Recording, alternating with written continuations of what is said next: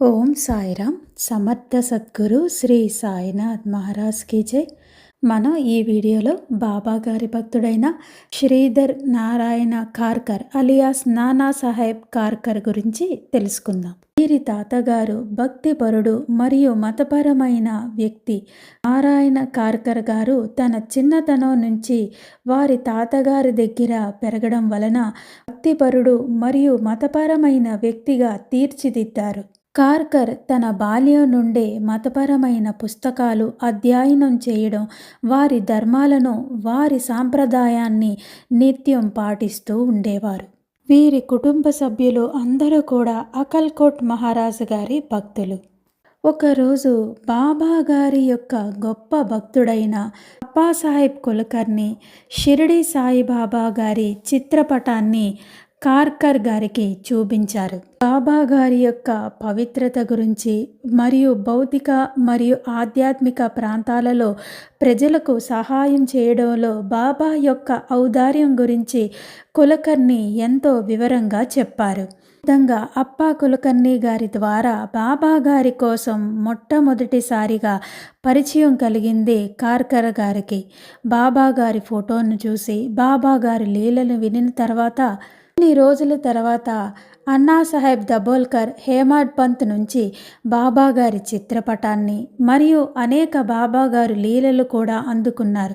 మాసపత్రికల్లో ఆ రోజుల్లో బాబా గారి లీలలను ప్రచురించేవారు. పత్రికలను అలాగే బాబా గారి ఊదిని, బాబా గారి ఫోటోను హేమడ్ పంత్ గారు తెచ్చి ఇస్తారు శ్రీధర్ నారాయణ కార్కర్ గారికి. కార్కర్ గారికి అనారోగ్యం చేస్తుంది. అప్పుడు బాబా గారి ఊది తన నుదుటిని పెట్టుకొని కొంత నీటిలో కలిపి తాగడం వలన ఆశ్చర్యకరంగా రెండవ రోజే తాను కోలుకుంటారు.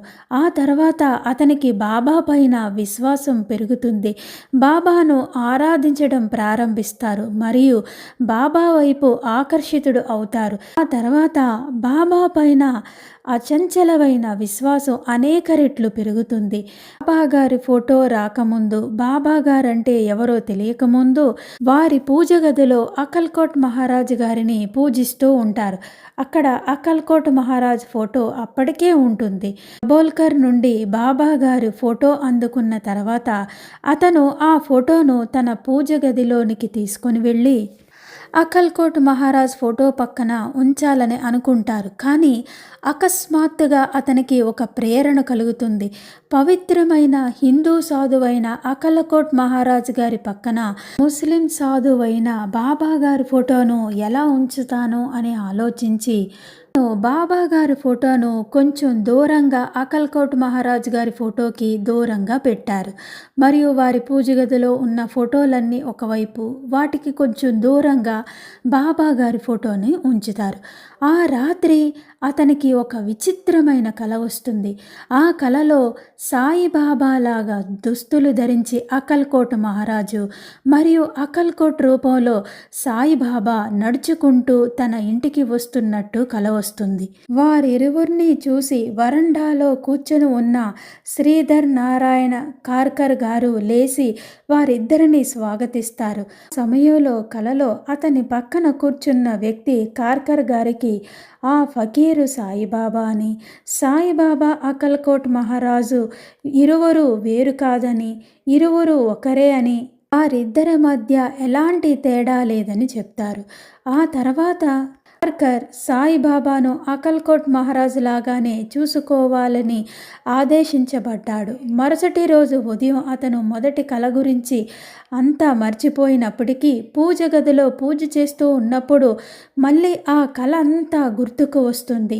తర్వాత బాబా గారి చిత్రపటాన్ని అకల్కోట్ మహారాజు గారి ఫోటో పక్కనే ఉంచి ఎంతో భక్తి శ్రద్ధలుగా ఏ విధంగా అయితే అకల్కోట్ మహారాజు గారి చిత్రపటానికి పూజ చేస్తూ ఉండేవారో అదేవిధంగా బాబా గారి చిత్రపటానికి కూడా నిరంతరం పూజ చేస్తూ ఉంటారు కార్కర్ గారు. ఎప్పుడైనా ఆయనకి కుదరకపోతే వారి కుటుంబంలో వారు ఎవరో ఒకరు ప్రతినిత్యం బాబాకి పూజ చేస్తూ ఉండేవారు. బాబా గారి అనుగ్రహం వల్ల అతని భక్తి అనేక రెట్లు పెరిగింది. మరియు అతని కుటుంబ సభ్యులు అందరూ కూడా బాబా పైన విశ్వాసం పెంచుకున్నారు. బాబా పట్ల ఆయనకున్న ఆసక్తి బాబా పైన అందుబాటులో ఉన్న అన్ని పుస్తకాలు సేకరించేలా చేసింది. అనునిత్యం ఆ పుస్తకాలను బాబా గారి లీలలను చదువుతూ ఉండేవారు. అంతేకాకుండా వారి కుటుంబ సభ్యులు అందరూ కూడా బాబా పైన పుస్తకాలను చదివి బాబా పైన విశ్వాసం పెంచుకున్నారు. ఒకవేళ ఏ రోజైనా బాబాకు పూజ చేయడానికి కార్కర్కు అందుబాటులో లేకపోతే అతని కుటుంబంలో ఇతర సభ్యులు బాబాకు పూజలు చేయడం సిద్ధంగా ఉండేవారు. ప్రతినిత్యం బాబా గారి నామస్మరణ చేయడం, బాబా గారి పుస్తకాలు చదవడం క్రమం తప్పకుండా చేస్తూ ఉండేవారు. 1936లో కార్కర్ ఠానాలో ఉన్నప్పుడు అప్పటికి దాదాపు 57 సంవత్సరాల వయసులో బివి నరసింహస్వామీజీ ఆయనను ఇంటర్వ్యూ చేసినప్పుడు ఆయన అనుభవాలన్నీ వెలుగులోకి వచ్చాయి. బాబా తన పట్ల దయ మరియు సహాయాన్ని చూపించిన సందర్భాలు చాలా ఉన్నాయని కార్కర్ గారు బివి నరసింహస్వామీజీ గారితో చెప్పారు. సమర్థ సద్గురువైన సాయినాథులు వారు తన పట్ల దయ మరియు సహాయాన్ని చూపించిన సందర్భాలు చాలా ఉన్నాయని కార్కర్ అన్నారు. అయితే బాబా వారి పట్ల ఎంత దయతో ఉన్నారో మరియు తన కుటుంబ సభ్యులందరికీ నిరంతరం సహాయం చేస్తూ ఉన్నారో చూపించడానికి కొన్ని సందర్భాలను మాత్రమే కార్కర్ వివరించారు. అతని తల్లి చాలా సంవత్సరాలుగా అతనికి దూరంగా నివసిస్తూ ఉండేదట. కానీ బాబా గారి కృప వలన ఆమె అతనితో కలిసి నివసించడానికి వచ్చిందట. కానీ మొదట్లో బాబా ముస్లిం అనే భావన కారణంగా బాబా ఫోటోకు కార్కర్ చేస్తున్న పూజను చూసి ఆమె సంతోషపడలేదు. కానీ బాబా అతని పట్ల మరియు అతని తల్లి పట్ల చూపించిన దయ చాలా గొప్పది మరియు ఎంతో ప్రభావవంతమైనదని. ఎందుకంటే బాబా అతని తల్లికి మానసిక ఆలోచన క్రమంగా మార్పును తీసుకువచ్చారు. అప్పటికి ఆమె షిరిడీని సందర్శించడానికి మరియు బాబా దర్శనం చేసుకోవడానికి ఆమె ఇష్టపడలేదు. కాబట్టి ఆమెను వదిలి కుటుంబ సభ్యులు అందరూ కూడా షిరిడీకి వెళ్ళి బాబాను దర్శించుకొని వస్తారు. మరి శ్రీధర్ నారాయణ కార్కర్ తల్లి కూడా బాబా భక్తురాలుగా మారుతుంది. అది ఎలాగో తెలుసుకుందాం. 1928వ సంవత్సరంలో అతని కుమార్తె గర్భవతిగా ఉంటుంది. వారు ఆమెను ఠానా సమీపంలో కార్ అనే ప్రాంతంలోని వారి గ్రామానికి తీసుకొని వెళ్ళారు. ఆ రోజుల్లో ఆ గ్రామంలో వైద్య సదుపాయాలు లేవు. వారి గ్రామంలో వారి బంధువులు, వారి స్నేహితులు అందరూ కూడా ఆమెను ఠానాకు కాకుండా ఆ గ్రామానికి డెలివరీ కోసం తీసుకెళ్లారని కార్కర్ను నిందించడం ప్రారంభించారు. అతని భార్య వచ్చి ప్రసవం సంక్లిష్టంగా మారిందని మరియు బిడ్డ కడుపులోనే చనిపోయిందని మరియు బిడ్డ బయటకు రావడం లేదని చెప్పింది. ఆ పరిస్థితి కారణంగా కార్కర్ కుమార్తెకు భరించలేని నొప్పి ఉంది. ఆ పరిస్థితి కారణంగా కుటుంబంలోని ఉన్న సభ్యులందరూ కూడా కార్కర్ కుమార్తెను రక్షించడానికి తదుపరి ఏమి చేయాలో అని ఆందోళన చెందుతూ ఉన్నారు. అదే రోజు అర్ధరాత్రి దాటినప్పుడు ఆమె పరిస్థితి మరింత దిగజారినప్పుడు కార్కర్ నిస్సహాయంగా ఉన్నాడు. అకస్మాత్తుగా బాబా సహాయం కోరాలని అతని మనసులో మెదిలింది మరియు తన కుమార్తెకు ఇవ్వడానికి బాబా ఊది తన భార్యకు ఇచ్చారు నారాయణ కార్కర్. అతని భార్య ఊదిని తీసుకొని దానిని తన కుమార్తెకు నుదుటిన పూసి కొంత నీటిలో కలిపి తాగించింది. అలా ఊదిని నీటిలో వేసి తాగించిన కొద్దిసేపటిలోనే ఆ బిడ్డ మృతదేహం గర్భం నుండి బయటకు విసిరివేయబడింది. అతని కుమార్తె ప్రాణం కాపాడబడింది. వారి కుటుంబ సభ్యుల అందరి ఆందోళన క్షణంలో అదృశ్యమయ్యాయి. ఇదంతా గమనిస్తున్న నారాయణ కార్కర్ తల్లికి ఎంతో ఆశ్చర్యం వేసింది. ఈ సంఘటన ఆమె కళ్ళ ముందు జరగడంతో బాబా గారి యొక్క మహత్యం తెలుసుకొని ఎంతో ప్రియమైన భక్తురాలుగా మారుతారు నారాయణ కార్కర్ గారి తల్లి.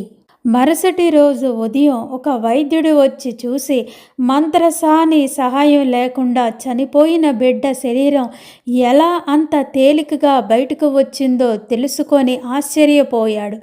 ఏ స్త్రీ శారీరక జోక్యం లేకుండా బాబా ఊది ఇవ్వడం వల్లే బిడ్డ శరీరం బయటకు వచ్చిందని, అంతా సజావుగా జరిగిందని తెలుసుకొని ఆ వైద్యుడు ఆశ్చర్యపోయాడు.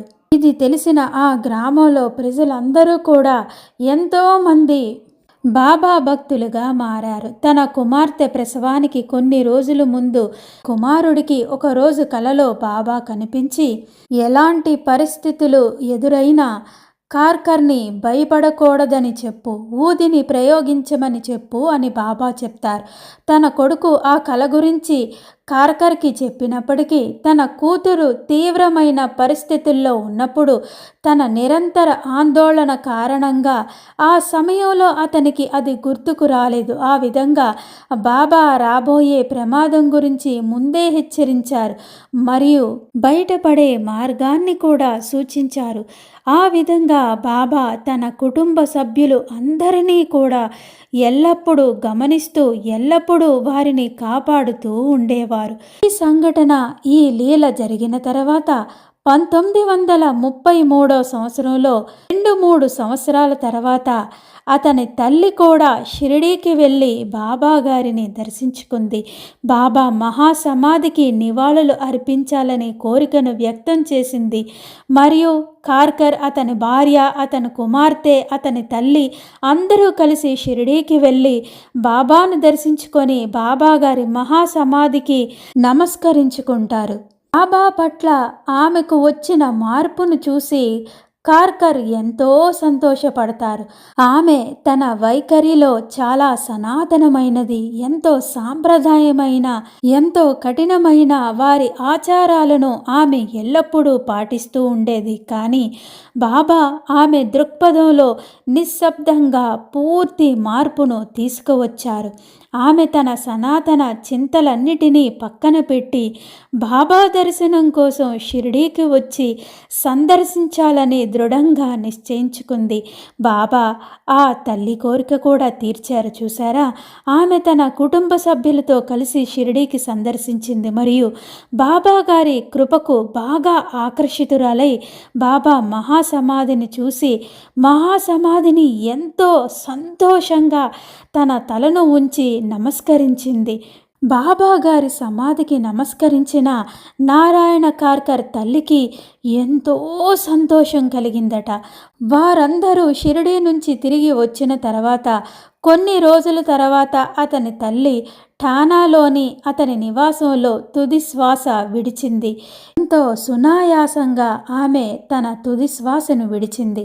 ఆమె మరణానికి ముందు షిరిడీని సందర్శించి బాబా మహాసమాధిని దర్శనం చేసుకునే భాగ్యం కలిగింది ఆమెకు. నిజంగా ఆమె ఎంతో అదృష్టవంతురాలు. ఈ విధంగా బాబా నారాయణ కార్కర్ తల్లికి కూడా ముక్తిని ప్రసాదించారు. 1934 సంవత్సరంలో జరిగే శ్రీరామనవమి వేడుకల సమయంలో నారాయణ గోవింద్ రెండో కుమారుడైన గోవింద్ కుటుంబం మరియు అతని స్నేహితుడైన బీజీ దాతర్ కుటుంబం అందరూ కలిసి షిరిడీకి వెళ్తారు. వెళ్ళి సమాధిని దర్శించుకొని ద్వారకామాయికి వెళ్ళి బాబా గారి తైలవర్ణ చిత్రపటాన్ని దర్శించుకుంటాడు. అప్పుడు ఆ గోవింద్ ఒక్కడే ఉన్నాడు. అది చాలా స్పష్టంగా పెయింటింగ్ చేయబడి ఉంది. ఆ ఫోటోలో బాబా కళ్ళు హాల్లో ఎక్కడ నిలబడి ఉన్నా నేరుగా ప్రతి ఒక్కరిని దూసుకుపోతున్నట్లు కనిపించాయి.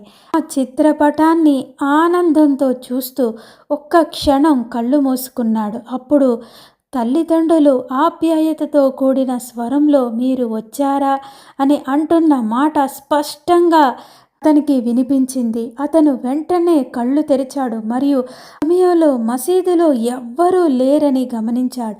కాబట్టి తనతో ఆ విధంగా మాట్లాడినది బాబాయే అని అతనికి నమ్మకం కుదిరింది.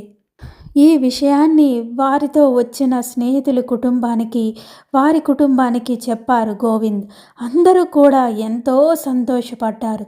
ఈ విధంగా బాబా శ్రీధర్ నారాయణ కార్కర్ కుటుంబ సభ్యులు అందరినీ కూడా ఎల్లవేళలా రక్షించి కాపాడుతూ ఉన్నారని అందరికీ స్పష్టంగా అర్థమైంది.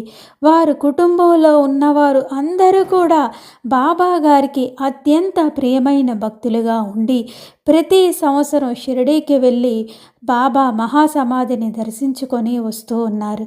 నిజంగా వారి కుటుంబ సభ్యులు అందరూ కూడా ఎంతో అదృష్టవంతులు. బాబా గారి అనుగ్రహంతో మరొక భక్తుడి కోసం మరొక వీడియోలో తెలుసుకునే ప్రయత్నం చేద్దాం. సమర్థ సద్గురు శ్రీ సాయినాథ్ మహారాజ్ కీ జై. ఓం సాయిరామ్.